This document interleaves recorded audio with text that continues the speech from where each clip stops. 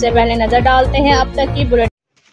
X ممبر national assembly ملک شاکر بشیر امان نے کہا کہ طلبہ میں نصابی سرگرمیوں کے ساتھ ساتھ ہم نصابی سرگرمیوں کے فروغ سے ان کی مخفی صلاحیتوں کو جلا ملتی ہے۔ ان خیالات کا اظہار انہوں نے حکومت پنجاب کے احکامات کے مطابق ڈسٹرکٹ ایڈمنسٹریشن خوشاب کے زیر تمام دینی مدارس کے طلبہ کے مابین سپورٹس اور ادبی مقابلہ جات کے ونرز میں تقسیم انعامات کی تقریب سے بطور مہمان خصوصی خطاب کرتے ہوئے کیا، جس کی صدارت ADC خوشاب احمد شعیب نے کی، جبکہ دارالعلوم غوثیہ کے پرنسپل محمد رئیس احمد صدیقی نے میزبانی کے فرائض سر انجام دیے۔ اس موقع پر مقابلہ حسن کرت میں جامعہ رضویہ قمر الاسلام خوشاب کے طالب علم حافظ محمد ابو بکر نے اول، جامعہ غوث العظم جوہر آباد کے حافظ محمد اکرم نے دوم اور مدرسۃ النعیمیہ ترتیل القرآن کے حافظ ممتاز اسامہ نے تیسری پوزیشن حاصل کی، جبکہ مقابلہ نعت خوانی میں مدرسہ سید النساء حسن کے طالب علم محمد ذیشان حیدر نے پہلی پوزیشن، دارالعلوم محمدیہ غوثیہ شبیر کالونی کے حافظ محمد عمار یاسر نے دوسری اور مدرسۃ النعیمیہ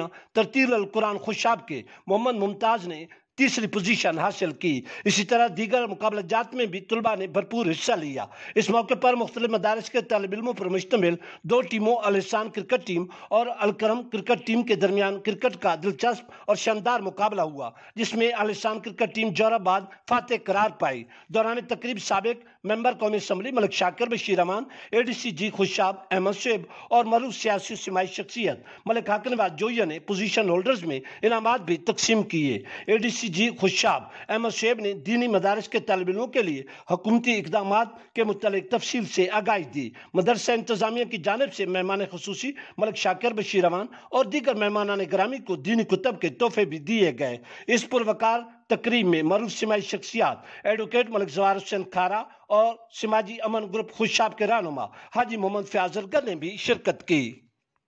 لائف ایک حسین بیلنس ہے، دیکھے اندیکھے کے بیچ میں۔